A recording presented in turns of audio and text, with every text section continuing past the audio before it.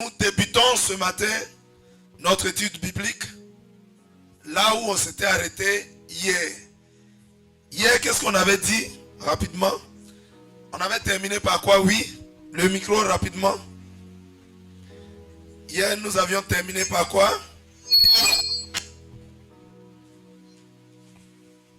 Hier, nous avons terminé par on a vu aussi en dernière position les choses, les éléments que le diable utilise pour nuire aux enfants de Dieu. C'est là où nous sommes arrêtés. C'est exact. Nous avons vu les enseignements que le diable utilise pour tromper les enfants de Dieu. Avant que le diable ne parle à Ève, qui avait d'abord parlé aux hommes? Oui, micro rapidement. Oui, qui avait parlé aux hommes? Dieu avait parlé aux hommes. Dieu avait déjà enseigné les hommes. Gloire à Jésus. Amen, amen. Les enseignements que les enfants de Dieu doivent recevoir, ce sont des enseignements qui vont dans le même sens. Alléluia. Que la volonté de Dieu, que la parole de Dieu. Alléluia. Mais le Seigneur vient, il donne un enseignement. Le Seigneur Dieu Tout-Puissant donne un enseignement. L'homme entend, il transmet l'enseignement à sa femme. Et un autre personnage vient, il donne un deuxième enseignement qui est contradictoire. Alléluia. Nous avons dit hier que celui de Dieu était vrai. Et le serpent vient. Le serpent dit à Ève que s'il mangeait l'arbre, il ne mourrait pas. Alléluia. Gloire à Jésus. Il a contredit la pensée de Dieu. Il a contredit la volonté de Dieu. Et Ève, ayant reçu ce second enseignement qui était faux, alléluia, elle a préféré écouter la créature, le serpent, plutôt que d'écouter le Créateur. Gloire à Jésus. Alléluia. Ce matin, nous allons continuer là où nous nous étions arrêtés. Mais avant de terminer, hier, on avait parlé de 3 points. On avait parlé de la manière que le diable attaque toujours les enfants de Dieu. Comment le diable attaque toujours les enfants de Dieu, qui ne changera jamais. Le diable se base sur des besoins. Alléluia.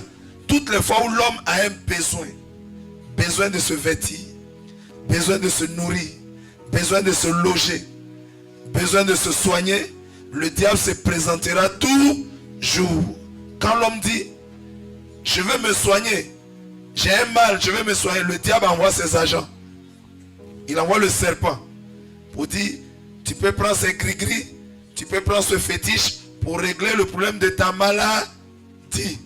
Vous voyez que toutes les fois où l'homme présente des besoins, l'ennemi se présente. Gloire à Jésus. Donc dans le jardin,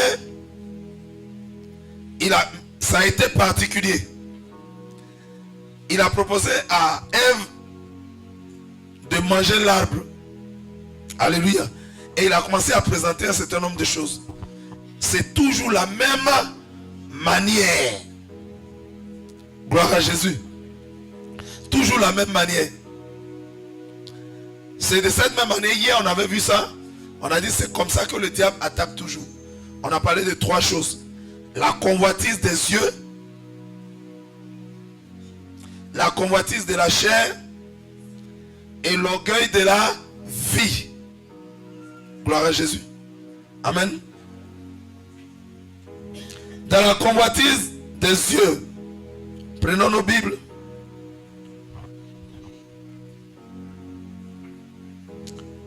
Genèse chapitre 3. Verset 6. Genèse chapitre 3, verset 6. Je lis les Écritures.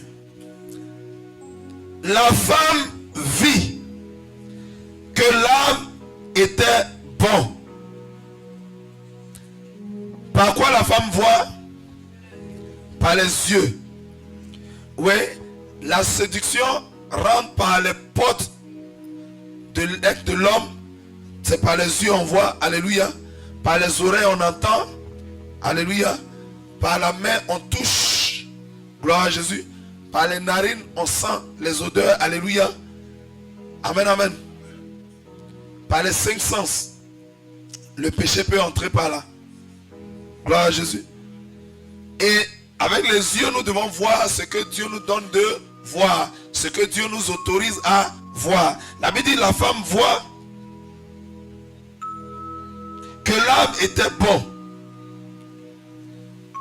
à manger et agréable à la vue. La vue, c'est quoi? Les yeux toujours.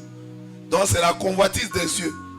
Elle voit que l'arbre est agréable à voir, agréable à regarder. Gloire à Jésus. Ça c'est la convoitise des yeux. Convoitise de la chair. Bon à manger. Manger. On mange avec quoi? Avec la bouche. La chair, la satisfaction de la chair. Donc convoitise de la chair. Et l'orgueil de la vie. L'orgueil de la vie. Regardons dans le verset 6. Et qu'il était précieux pour ouvrir l'intelligence. Ouvrir l'intelligence, c'est quoi? Le savoir, connaître les choses. Alléluia. Nous avons là les 3 péchés. Mais la convoitise signifie quoi? Convoiter. Ça veut dire quoi? On prend le micro. Convoiter. Oui. Alléluia. Bon, pour moi, convoiter, bon, c'est aimer jusqu'à de tout son cœur. Regarder et puis aimer. Alléluia. Il dit, convoiter, c'est regarder et aimer. Oui. Convoiter, c'est désirer avoir quelque chose. Gloire à Jésus. Oui, qui d'autre? Convoiter pour moi c'est d'abord envier, désirer, posséder. Comme envier, désirer afin de posséder. Quelqu'un d'autre? Gloire à Jésus. Oui. Pour moi, convoiter, c'est de regarder, désirer quelque chose qui n'est pas à vous. Amen. Amen. Il y a un autre élément qui a été ajouté, oui. Oui, pour moi, convoiter, c'est de désirer de façon exagérée une chose d'autrui. Alléluia. Il y a un plus qui est dessus. Acclamons le Seigneur. Donc, on est dans la convoitise. Alléluia. Amen, amen. Micro.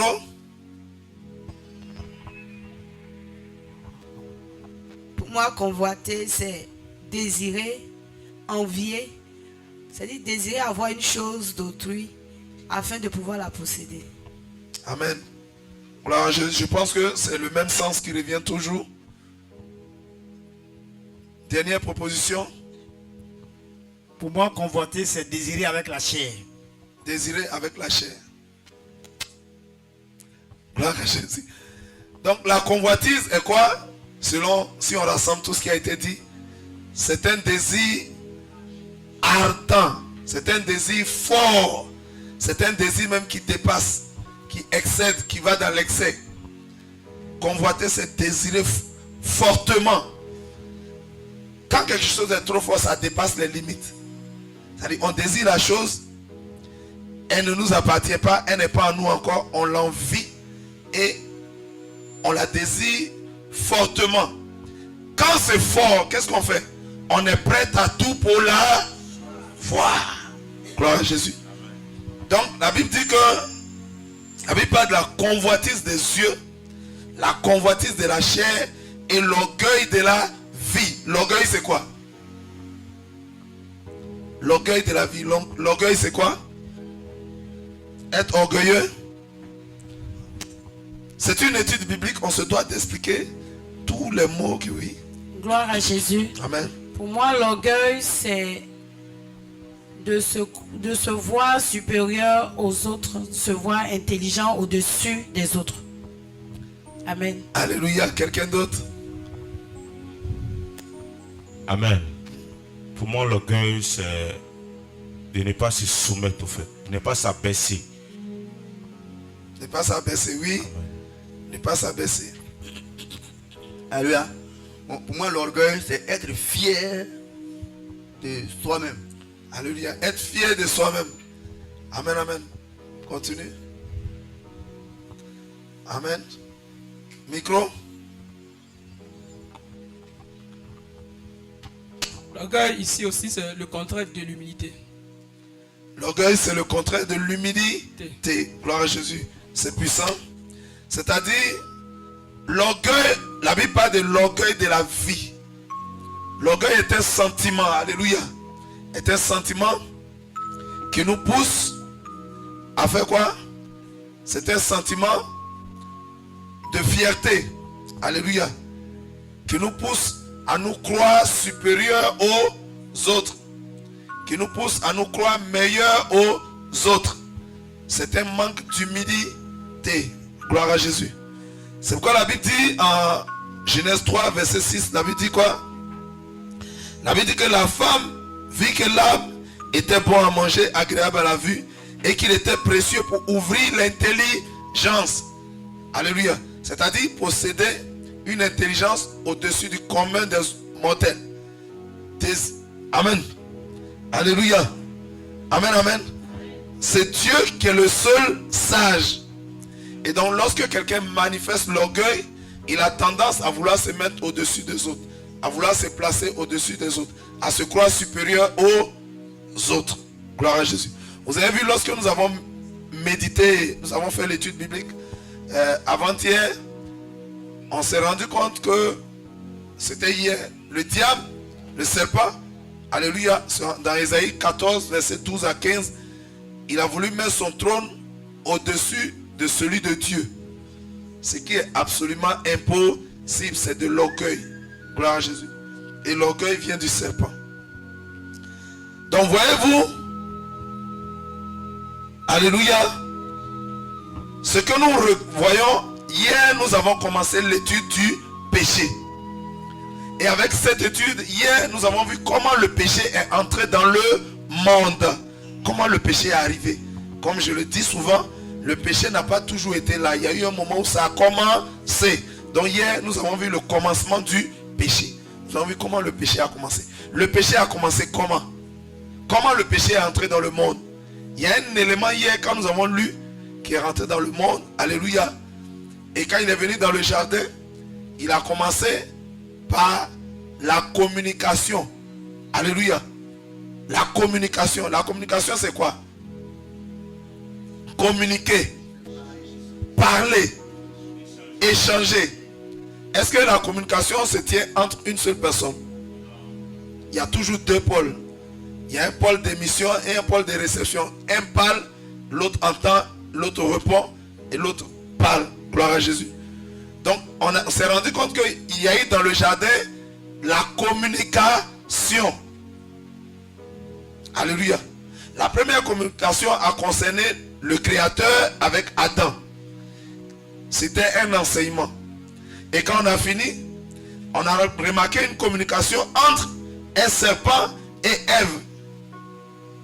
Et par la communication entre Adam et son Créateur était absolument basée sur la vérité. Tout ce que Dieu a dit ce jour, c'était clair, c'était vrai. Mais la deuxième communication entre le serpent et Ève, il y a un élément qui est entré dans le jardin. Alléluia. C'était le mensonge. Gloire à Jésus. Gloire à Jésus. Pour que le péché tente d'entrer au ciel, il y a eu quelqu'un qui a commencé ses œuvres au ciel. C'était Lucifer, on a vu ça hier. Il a commencé à mentir aux autres anges. Pourquoi c'est toujours devant Dieu on se prosterne? Pourquoi c'est toujours devant lui? Moi, si vous me mettez votre chef, je vais vous élever. Alléluia. Et il a commencé à séduire les anges par le songe. Et quand ils ont mordu à la maison, un tiers des anges s'est rébellé. Oh, il n'y a pas de rébellion au ciel. Ils ont été précipités. C'est ce qu'on a vu en Ésaïe 14, verset 15 hier. Gloire à Jésus. Donc le mensonge est entré. Hier on avait défini le mensonge. Le mensonge c'est quoi? Oui. Le mensonge, c'est le contraire de la vérité. Le contraire de la vérité. Gloire à Jésus.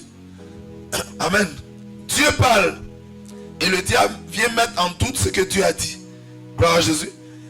Et il a fait croire, hier on a parlé aussi d'usurpation, il a fait croire que lui, il est bon. Il a fait croire hier qu'il connaît, alléluia, et qu'il est dans la vérité. Il dit quoi? Dieu sait. Ça veut dire que lui, il est au courant. Ça veut dire qu'il a la connaissance. Il était en train de dire, mais Dieu vous garde dans l'ignorance. Et moi, je vais vous révéler la vérité. Qui peut révéler la vérité? Alléluia, c'est Dieu. Mais lui, il a prétendu qu'il pouvait leur révéler la vérité. Mais sa vérité, c'était le mensonge. Alléluia. Quel était l'objectif du diable quand il se faisait passer pour quelqu'un qui n'est pas? Quel était son objectif? C'était pour mettre en doute la parole de Dieu qui a été donnée à Adam. Mettre en doute la parole de Dieu. Mais quand quelqu'un met en doute une parole qui est vraie de quelqu'un qui ne mange jamais, qu'est-ce qu'il veut faire? C'est pour les égarer. Les éloigner. C'est pour les éloigner. Les détourner. Oui. Les éloigner de la présence de Dieu. C'est pour les tromper. Alléluia. C'est pour les tromper. Gloire à Jésus. Par le mensonge. Donc quand ils ont mordu à la maison, on continue. Genèse 3, verset 6. La Bible dit quoi? La femme vit que l'arbre était bon à manger et agréable à la vue, et qu'il était précieux pour ouvrir l'intelligence. Elle prit de son fruit et en mangea. Elle en donna aussi à son mari qui était auprès d'elle, et il en mangea. Gloire à Jésus. Ils ont consommé l'arbre. Dieu avait dit quoi? Vous ne mangerez point. Amen, amen. Quelqu'un comprend? Acclame le Seigneur si tu comprends.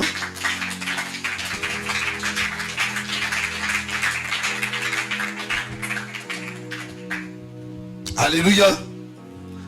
Amen, amen. Et donc, par ce mensonge qui est entré dans le jardin, la femme a mordu à la maison. Et qu'est-ce que Ève a fait? La Bible nous dit que, verset 7, prenons le verset 7, les yeux de l'un et de l'autre s'ouvrirent. Alléluia. Les yeux, Ève a mangé l'arbre, elle a donné aussi à son mari. Son mari aussi a mangé. Qu'est-ce qui s'est passé? Tous les deux, leurs yeux s'ouvrirent. Ils ont reçu la connaissance. Hier, nous avons dit quoi? Pourquoi est-ce que Dieu n'a pas dit à Ève, si vous mangez, vos yeux vont s'ouvrir? Pourquoi Dieu n'a pas dit? Est-ce que c'était pour nuire à leur vie? Est-ce que Dieu voulait cacher? Il voulait seulement avoir la connaissance pour lui seul. Il ne voulait pas que Adam et Ève aient aussi ce savoir-là. Alléluia. Est-ce que Dieu était jaloux? Est-ce que Dieu voulait leur cacher quelque chose? Je vous demande. Non. Or, c'est ce que le serpent a prétendu. La Bible dit, leurs yeux s'ouvrirent et ils connurent qu'ils étaient nus. Alléluia. Ils connurent qu'ils étaient nus. La nudité, c'est quoi? Être nu. Oui. Être déshabillé. Ça veut dire que tu as déjà porté habit. Être nu, c'est quoi? C'est... Gloire à Dieu. Oui, oui. Être nu pour moi, c'est de ne rien en avoir sur son corps. Ne rien avoir sur son corps. C'est-à-dire? Ne pas avoir de vêtements sur son corps. Ne pas avoir de vêtements sur son corps. Alléluia. La Bible dit quoi? Ils connurent qu'ils étaient nus Et ayant cousu des feuilles de figuier, il s'en fit des ceintures. Dès lors que Ève et Adam ont mangé l'arbre, alléluia, leurs yeux se sont ouverts. Et ils ont vu qu'ils ne portaient pas d'habits. Parce que quand ils ont mangé, la gloire de Dieu qui les habillait est partie. Ils se sont vus nus. Aïe. Donc, ils ont voulu eux-mêmes, dans le jardin, à partir de cette conversation, on se rend compte que il y a le mal qui est entré, le péché est entré. Alléluia. Ils ont désobéi à Dieu, le péché est entré. Gloire à Jésus. Donc, ils connaissent qu'ils étaient nus. Et comme le mal est entré, le mal c'est quoi? C'est le péché. Et donc, ils tentent de résoudre eux-mêmes le péché, le mal, c'est quoi? C'est un problème. Hier, on a dit quoi? Toutes les fois que l'homme a un besoin ou un problème, le diable se présente automatiquement pour essayer de proposer une solution. Gloire à Jésus. Vous voyez que avant la fin des temps, avant que le Seigneur Jésus-Christ vienne, l'antéchrist va d'abord se présenter. L'antéchrist, c'est la solution du diable. Jésus-Christ, c'est la solution de Dieu. Et Jésus lui-même, il est Dieu. Amen. Amen. Le diable est celui-là qui est pressé pour proposer une solution. Tu es malade, voici fétiche. Tu as un problème, voici, comment on appelle ça, maraboutage. Tu as ce problème, voici. Le diable propose le premier. Donc le diable a dit, vous voyez que vous êtes maintenant nus. Réglez votre problème de nudité. Vous-même là, utilisez des feuilles pour cacher votre honte, pour cacher votre nudité. Et dans le verset 7, la Bible dit, il cousit des feuilles de figuier et il s'en revêtit. Il s'en fit des ceintures. Gloire à Jésus. C'était ici la solution de l'homme. L'homme n'a pas la solution pour son problème. L'homme ne peut pas résoudre lui-même son problème. L'homme ne peut pas compter sur lui pour régler ses problèmes. Alléluia. Est-ce que quand la voiture est en panne, la voiture se répare elle-même? Gloire à Jésus. La voiture va chez qui?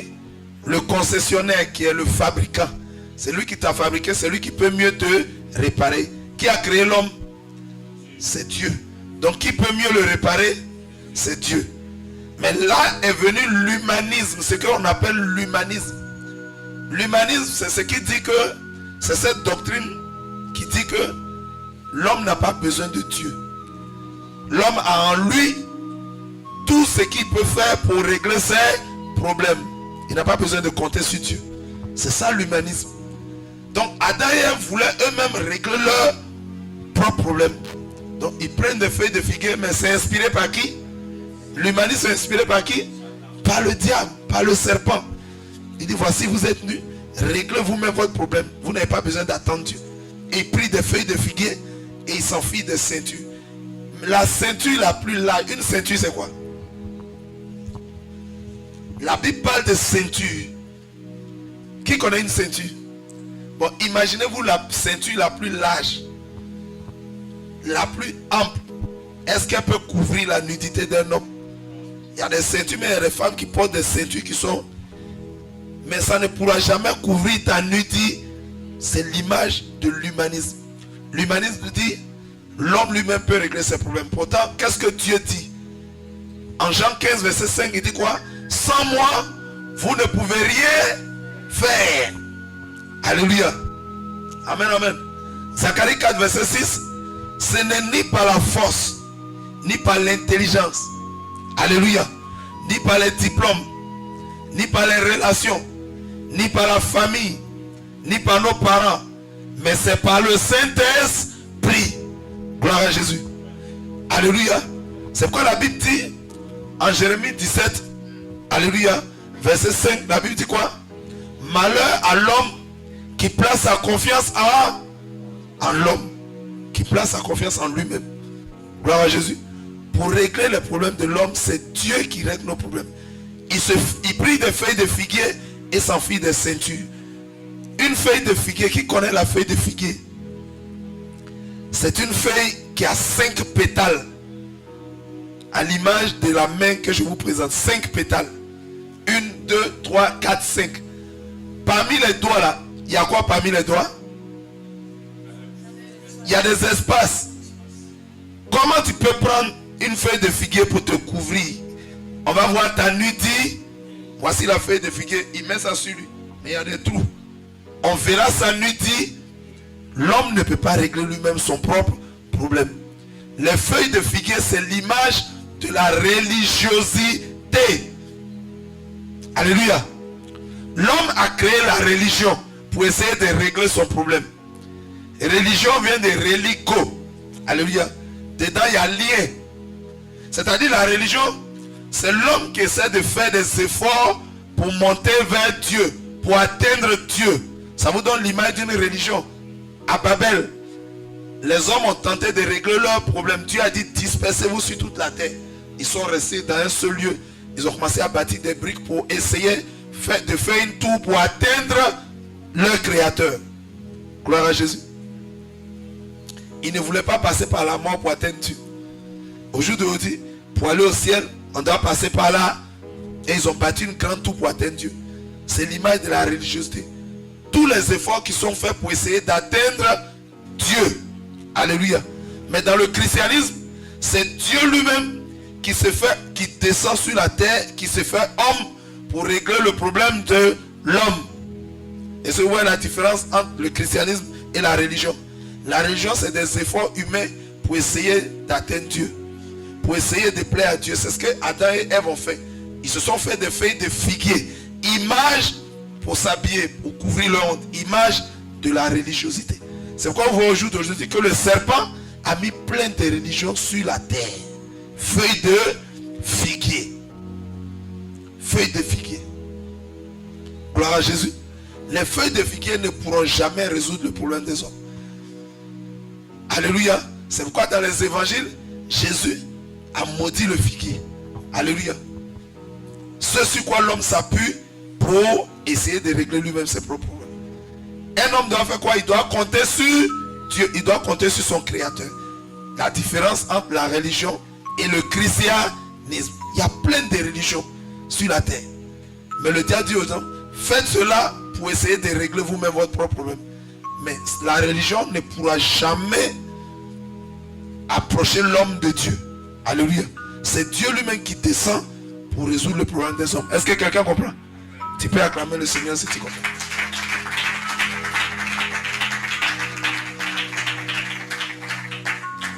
Alléluia. Gloire à Jésus. Amen, amen. Amen, amen. Est-ce que quelqu'un a compris? Tu vas acclamer le Seigneur encore.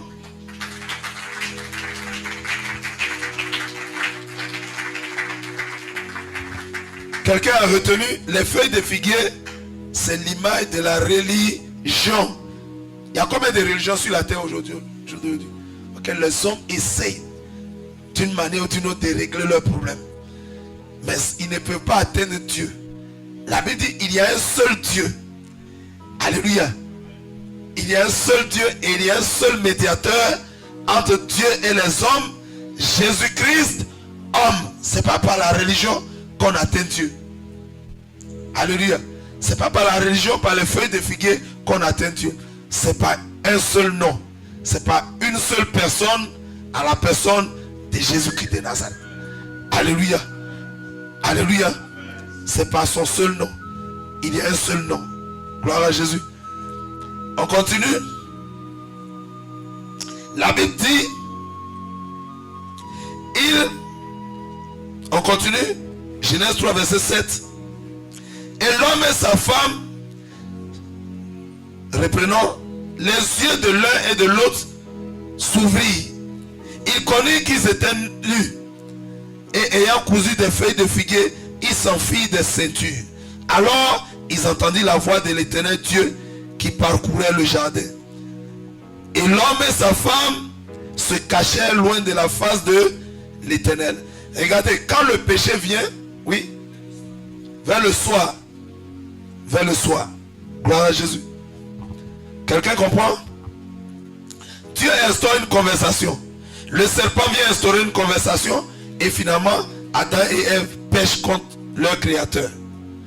Et quand Dieu arrive, le verset 8, Vers le soir, et l'homme et sa femme se cachèrent loin de la face de l'Éternel Dieu, au milieu des arbres du jardin.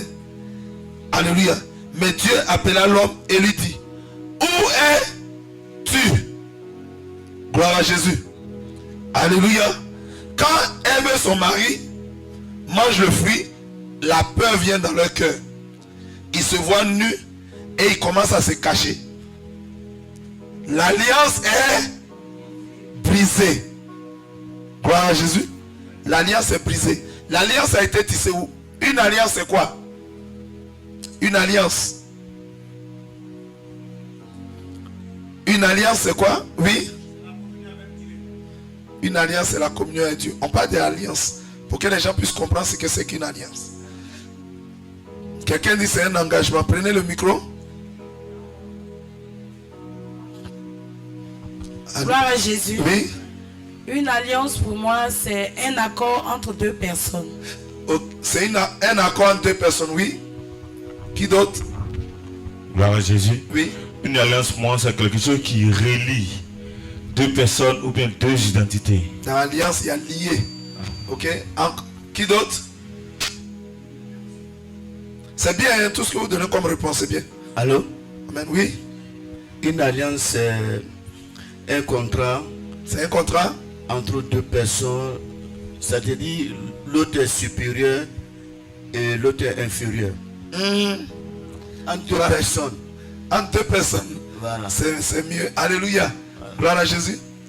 Amen, amen. Oui, alliance. Alléluia, gloire à Dieu. Une alliance, c'est un engagement qui fait de deux entités des alliés. Des alliés. Oui, micro rapidement. Micro. Une alliance, c'est un lien tissé entre deux personnes afin de pouvoir afin de pouvoir atteindre un objectif commun. Amen. Amen. Ok. Lorsque... D'accord. La dernière proposition.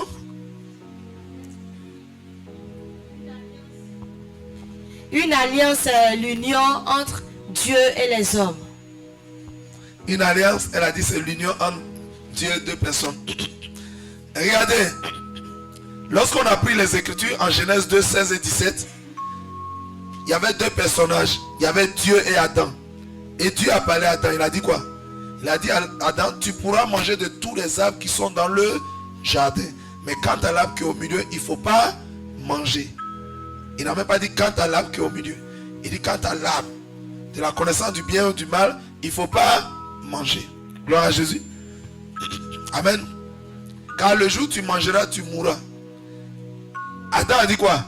Je suis d'accord. C'est une alliance. Une alliance, c'est un accord entre deux entités, entre deux personnes. C'est un accord, c'est un pacte.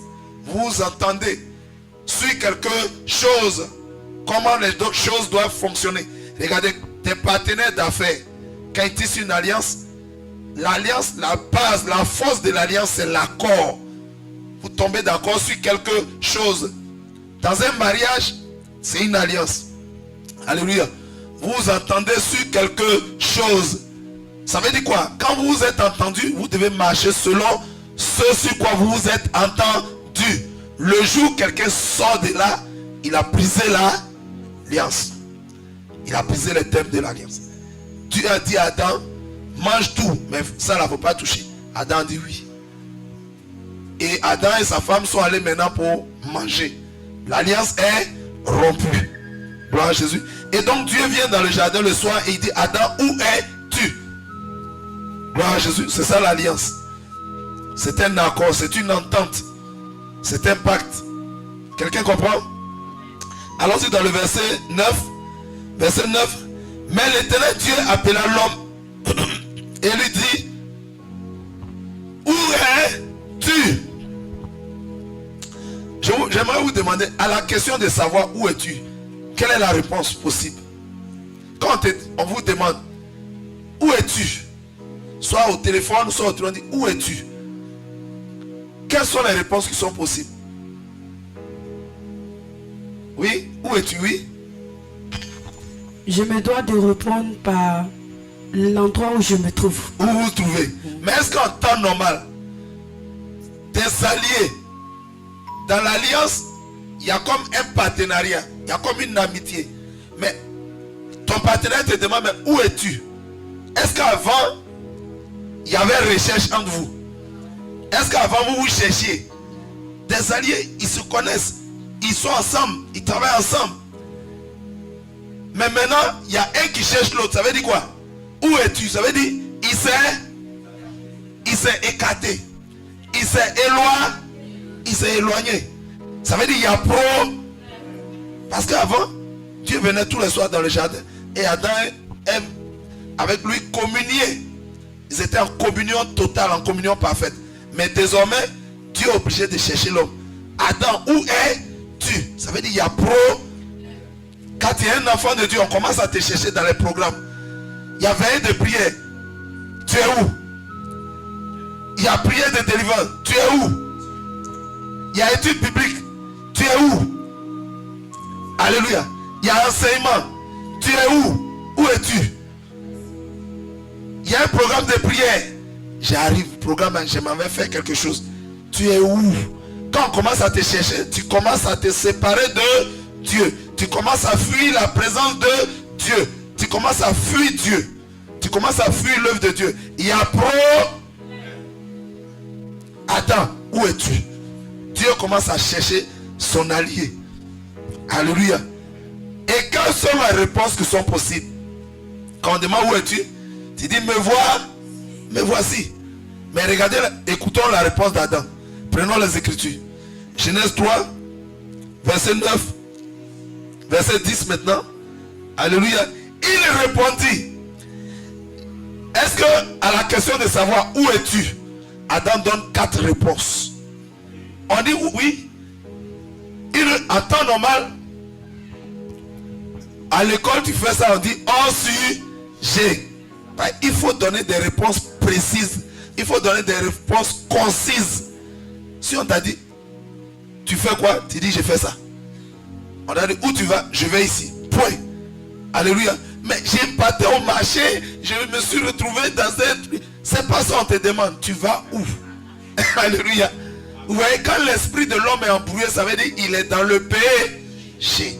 Adam, où es-tu? Dit, première réponse, j'ai entendu ta voix. Est-ce que j'ai entendu ta voix? C'est la réponse de où es-tu? On dit, tu es où? Tu dis, j'ai entendu ta voix. La réponse de j'ai entendu ta voix, c'est quelle question? Qu'est-ce que tu as entendu? Ainsi, la question. Il dit, j'ai entendu ta voix. Mais on dit, où es-tu? Il dit, j'ai entendu ta voix. Il commence à déconner. Il tremble. Qu'est-ce qui s'est installé? La peur. Oui. La peur est une âme du diable. Vous avez vu quand Goliath, le Philistin, est allé face à Israël. Alléluia. Il a commencé à les menacer. Il a commencé à les maudire par ses dieux. Alléluia. Et le peuple d'Israël a commencé à avoir, ils ont commencé à trembler. La peur est une âme du diable. Et Adam a commencé à avoir peur. Il dit, j'ai entendu ta voix. Deuxième mauvaise réponse. Retournons dans le verset 10. Il dit, j'ai entendu ta voix dans le jardin. Deuxième réponse, il dit, j'ai eu peur. Aïe. Est-ce que quand on demande à un homme, où es-tu? Est-ce que la réponse, c'est j'ai eu peur?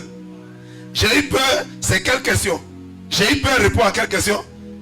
Quels sont tes sentiments? Qu'est-ce que tu ressens actuellement? J'ai peur. Alléluia. Mais on dit, où es-tu? Il dit, j'ai eu peur. C'est une mauvaise en temps normal à l'école, on dit, oh si.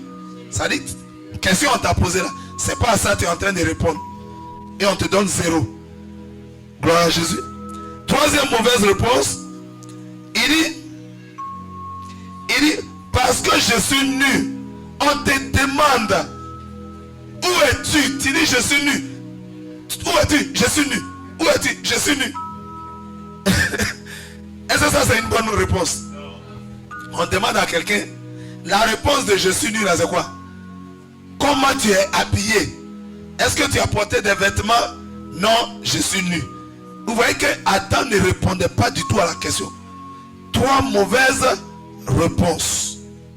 Et enfin, la 4e réponse, Adam dit quoi? Il dit, je me suis caché. Où es-tu? Je me suis... Mais enfin, hein?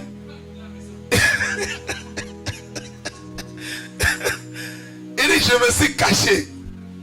Mais la question qu'on doit lui poser aussi, pourquoi tu te caches? Est-ce que d'habitude quand je viens tous les soirs, est-ce que tu es caché? On est des amis. On est des partenaires. On travaille ensemble. Alléluia. Il y a amitié en nous. Est-ce qu'il y a cachotterie en nous? Hier on a défini la cachotterie. Se cacher. Alléluia. Tu te caches pourquoi? Quand le chrétien commence à se cacher, quand l'enfant de Dieu commence à se cacher de la face de son Dieu, il n'aime plus la présence de Dieu. Il s'éloigne dans sa vie. Il y a le péché est entré. Acclame le Seigneur.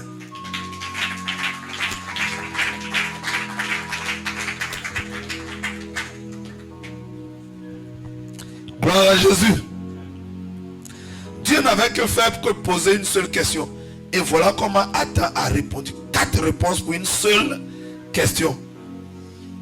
Excès de réponses. Soyez concis, soyez précis. Même lorsque nous faisons l'étude biblique là, soyez précis, ne bavardez pas trop. On vous pose une question, tac, répondez à la question. Vous serez plus efficace. Si on dit comment tu t'appelles, quelle est la réponse? J'étais allé au village la semaine passée. Est-ce que c'est la réponse qu'il y a? Il faut être précis, il faut être concis. Comment tu t'appelles? Je m'appelle tant.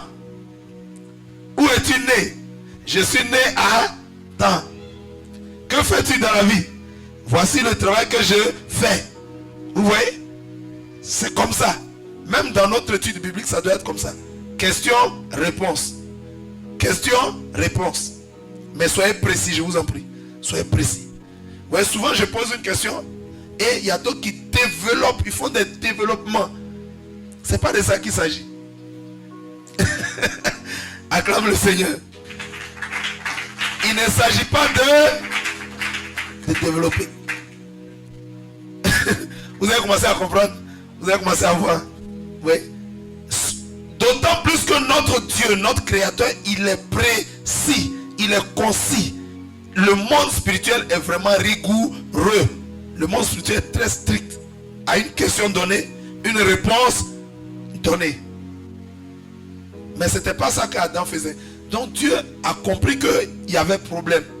D'habitude, je viens, j'échange avec Adam. L'échange est clair, est tranquille, est posé. Mais aujourd'hui, le monsieur est paniqué. Le monsieur est perturbé. C'est le péché. Gloire à Jésus. Amen, amen. Quelqu'un comprend? À la première question que Dieu lui pose, où es-tu? Comme Adam est perturbé, Dieu lui pose une deuxième question. On continue l'étude biblique. Il dit, je me suis caché. Et donc Dieu lui pose une deuxième question, verset 11. Et l'Éternel Dieu dit, qui t'a informé que tu es nu? Qui t'a appris ça? Dieu pose encore une deuxième question. Après avoir dit, qui t'a appris que tu es nu? Il dit, est-ce que tu as mangé de l'arbre dont je t'avais défendu de manger? Donc Dieu lui dit, ah, tu sais que tu es nu. Comment tu sais ça? Qui t'a donné l'information? Parce que Dieu sait que Dieu l'a créé nu, mais il ne se voyait pas nu. Pour la simple raison qu'ils étaient revêtus de là, ils étaient couronnés de gloire. Et Dieu sait que pour que sa gloire passe, ce n'est que par le péché. Pour que la gloire de Dieu passe, c'est par la désobéissance. Pour que la gloire de Dieu passe, c'est par l'insoumission, la rébellion.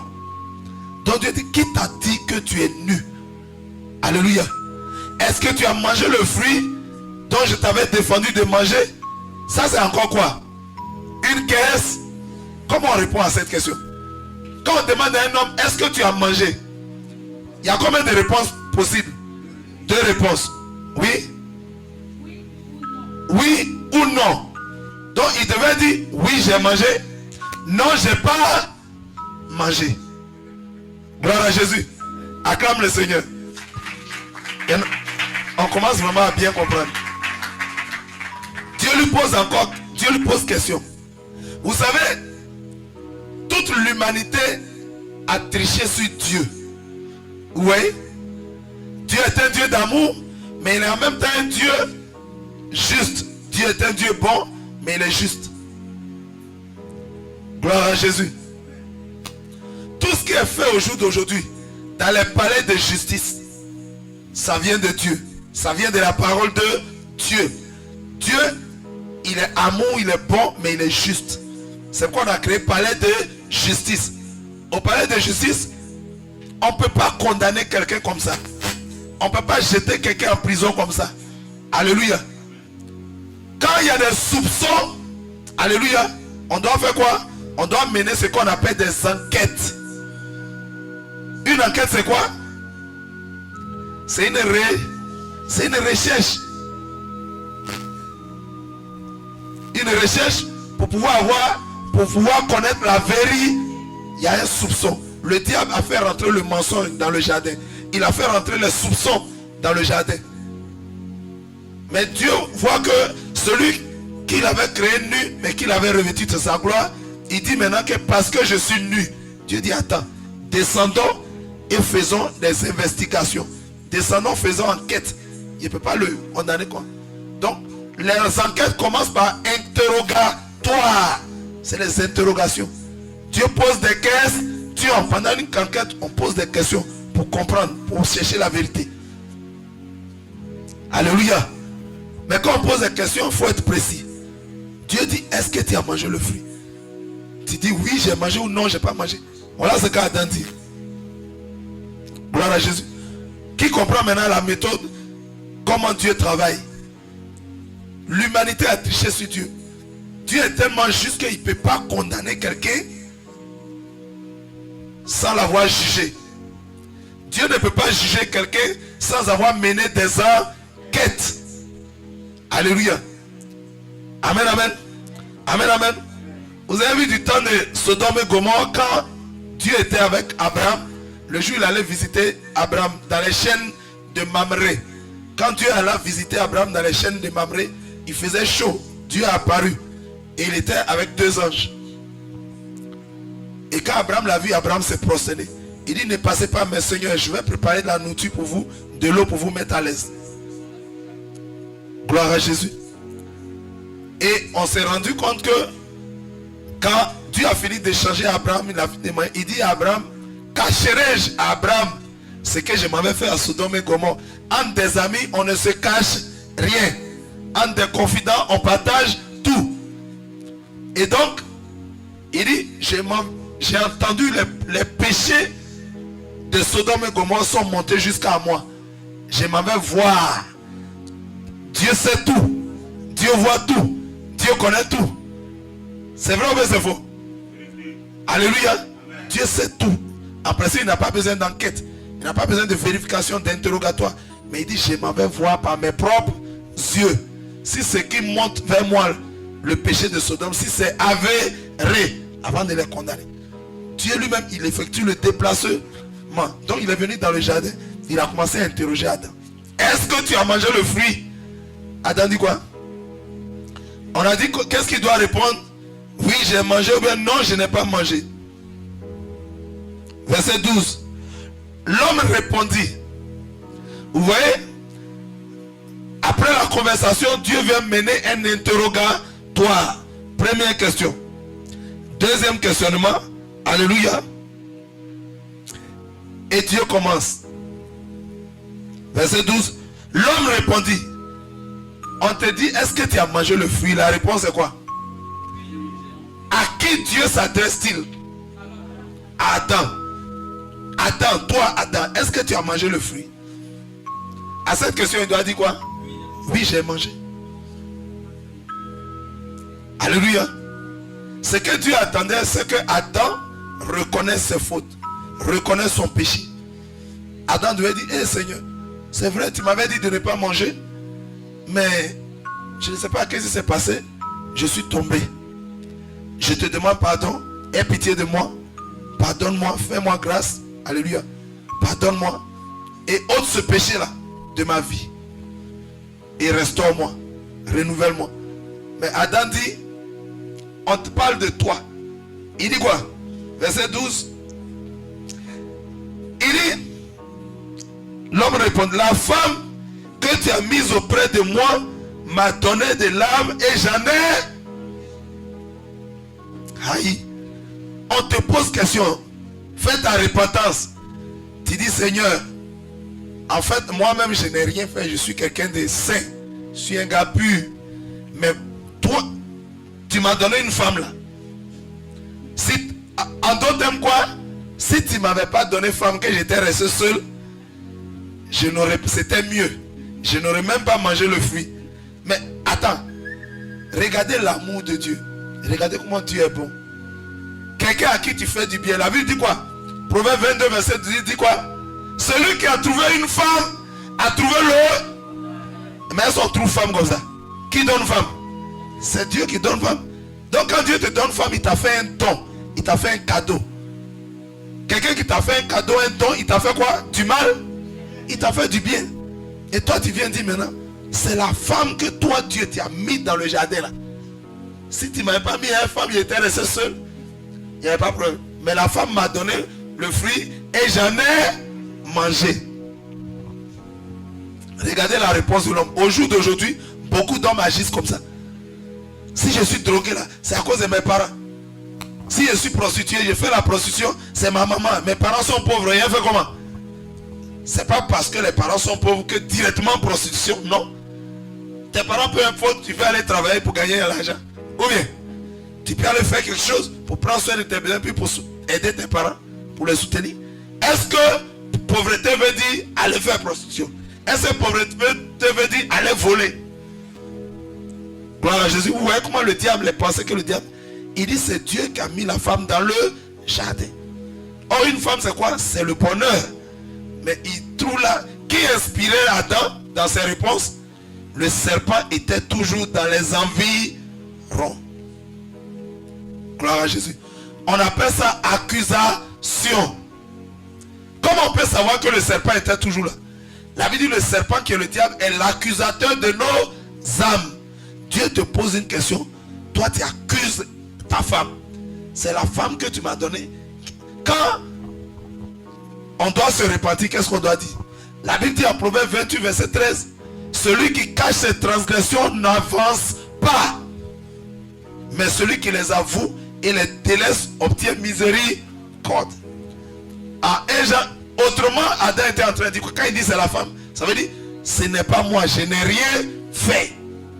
Or la Bible dit à 1 Jean 1 verset 8 et 9, si nous disons que nous n'avons point de péché, la vérité n'est point en nous. Vous voyez comment le péché a commencé? Mais si nous confessons nos fautes, Dieu est juste et bon pour nous pardonner et pour nous restaurer, pour nous pardonner, pour nous purifier. Gloire à Jésus. Amen, amen. Donc il dit c'est la femme. On appelle ça accusation. Il y a beaucoup d'hommes qui font comme ça. Il y a beaucoup de chrétiens qui agissent comme ça. Pourquoi la Bible dit que David était l'homme selon le cœur de Dieu? Quand David a fait le mal, il dit, papa j'ai fait. Il dit, Seigneur, j'ai fait péché là. C'est moi-même j'ai fait. Je reconnais mes transgressions. Je reconnais mon péché. Est-ce que Adam a reconnu son péché? Est-ce que dit que c'est quelqu'un d'autre? Est-ce que tu as reconnu? Tu n'as pas reconnu. Gloire à Jésus. Et on continue dans notre étude biblique. Gloire à Jésus. Il dit, la femme que tu as mis auprès de moi m'a donné de l'âme et j'en ai mangé. Ça veut dire quoi? Si tu n'avais pas mis la femme qu'elle ne m'avait pas donné, je ne mangerai point l'âme. On continue verset 13. Et l'Éternel dit à la femme, qu'est-ce que Dieu était en train de faire? Il était en train de mener son enquête. Il était en train de faire son investigation. Alléluia. Et il demande à la femme, mais femme, pourquoi tu as fait ça? Quand on vous demande la question de savoir pourquoi tu as fait ça, quelle est votre réponse? C'est quelle réponse? Pourquoi tu as fait ça? Oui, parce que Oui. Pourquoi tu as fait ça? Parce que tu peux dire parce que j'avais faim. Alléluia. Tu peux dire parce que j'avais faim. Parce que je sentais le besoin de manger. Mais écoutons la réponse de Ève. L'Éternel Dieu dit à la femme, pourquoi as-tu fait cela? La femme répondit, le serpent m'a séduite et j'en ai... Gloire à Jésus. Le serpent m'a séduite. Dieu parle à qui? Dieu parle de qui? Il parle à Ève, il parle de Ève. Et Ève parle de quelqu'un d'autre. Il y a des chrétiens qui agissent, mais il y a des hommes qui sont... Pourquoi tu as fait ça? C'est pas moi, c'est ma tante, c'est mon oncle. Souvent quand nous faisons les confessions, il y a des gens, ma tante m'a fait souffrir, mon oncle il m'a maltraité. C'est mon grand-père qui fait que je suis comme ça. Pendant plus d'une heure de temps, il a su les autres. On lui dit, papa, attendez, maman, attendez. On va recentrer le débat. C'est vrai, les hommes vous ont fait comme ça. Mais vous-même là, qu'est-ce que vous avez fait contre Dieu et contre votre prochain? C'est ça même je te dis là. Il dit tellement mon grand-père m'a maltraité. Mon arrière-grand-père là, c'est lui. Si je suis comme ça, je dis c'est lui. Ma tante, c'est elle qui fait que je me drogue. Alléluia. C'est mon oncle qui fait que je vole.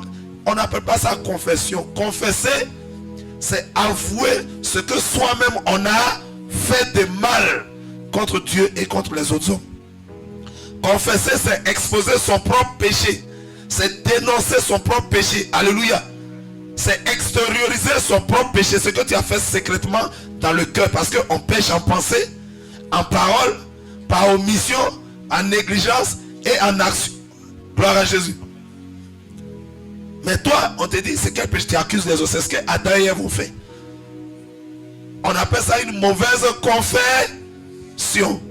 Si vous faites une mauvaise confession, alléluia, ce qui va s'en suivre, c'est la sanction, c'est le jugement. Gloire à Jésus. Gloire à Jésus. Et donc, la femme répond que c'est le serpent qui l'a séduite et elle en a mangé. Gloire à Jésus. Ça veut dire quoi en d'autres termes? La séduction c'est quoi? Séduire. La séduction, on va définir ça rapidement. Séduire c'est quoi? Séduire, la séduction. Elle dit quoi? C'est le serpent qui m'a séduite. Séduire ça veut dire quoi? Séduire veut dire pousser l'autre à commettre l'erreur, égarer l'autre, tromper l'autre. Ok, séduire veut dire pousser l'autre à commettre l'erreur, oui. Rapidement. Pour moi, séduire, c'est attirer quelqu'un dans quelque chose. Attirer quelqu'un dans quelque chose, oui, rapidement. Détourner l'attention de quelqu'un, détourner la vigilance de quelqu'un. Amen. En fait, séduire tout simplement, c'est tromper. Alléluia. Tromper quelqu'un. Qu'est-ce qui s'est passé dans le jardin d'Éden? C'était la haute tromperie. C'était la grande fourberie. La grande tromperie.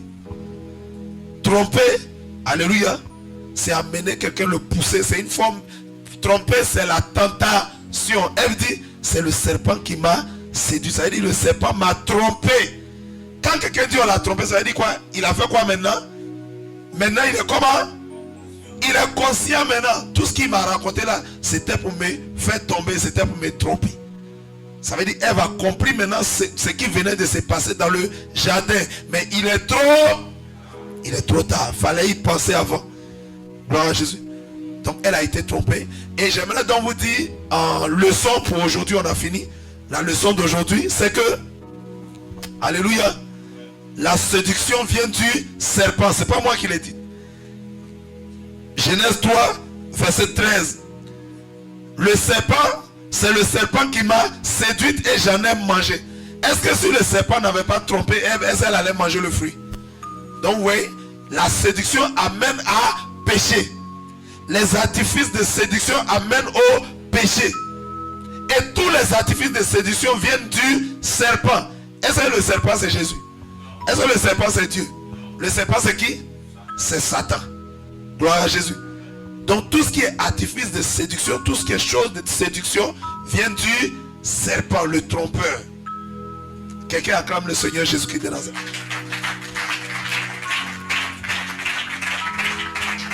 C'est en Genèse 3, verset 13. Demain, aujourd'hui, on a fait Genèse 3, suite. Demain, on va faire Genèse 3, suite et fin. Alléluia. Demain, aujourd'hui, le péché a commencé. Demain, on va rentrer maintenant dans le jugement. On avait vu le commencement de l'humanité, le commencement de l'univers. Aujourd'hui, on a vu le commencement du péché. Demain, on va voir le commencement du jugement. Quand Dieu a fini son investigation, quand il a fini son enquête, il va passer maintenant. Les gens qu'il a interrogés ont nié. Alléluia. Donc demain, on va passer maintenant au jugement. Si quelqu'un était béni en ce jour.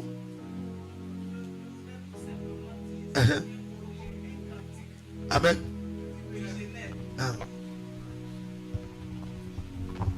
Oh Seigneur, tu m'as séduit.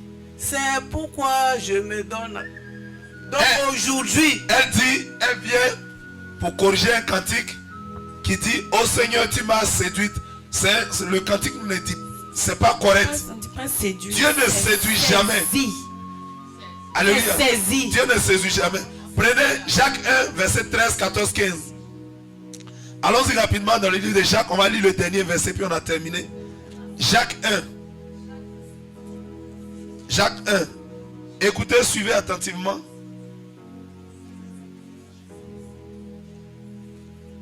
Jacques 1, verset 13, 14, 15. La séduction ne peut jamais venir de Dieu. La séduction, c'est le mal. Et il n'y a pas le mal en Dieu. Et on ne peut pas tenter Dieu. Et Dieu n'est tenté par personne. Gloire à Jésus. Jacques 1, verset 13, je lis rapidement. Jacques chapitre 1, verset 13. Que personne, lorsqu'il est tenté, ne dise, c'est Dieu qui me tente. C'est Dieu qui me séduit. Alléluia. Car Dieu ne peut être tenté par le mal. Et il ne tente lui-même personne. Alléluia. Verset 14. Mais chacun est tenté quand il est attiré, amorcé par sa propre convoitise. Verset 15. Puis la convoitise, lorsqu'elle a conçu, enfante le péché. Et le péché étant consommé, produit la mort. Gloire à Jésus. Acclamons le Seigneur. On a fini pour aujourd'hui. Demain, on continue on va faire le commencement du jugement. On se tient tous debout, on dit merci au Seigneur. Père, merci. Ce matin, tu nous as richement bénis. Que ton nom soit béni. Merci pour tous ceux qui sont en ligne. Que tu as encore enrichi ce matin par la méditation, par l'étude biblique. Et que ton Seigneur soit béni au nom de Jésus. Demeurez bénis. Shalom. Acclamez le Seigneur. Que Dieu vous bénisse.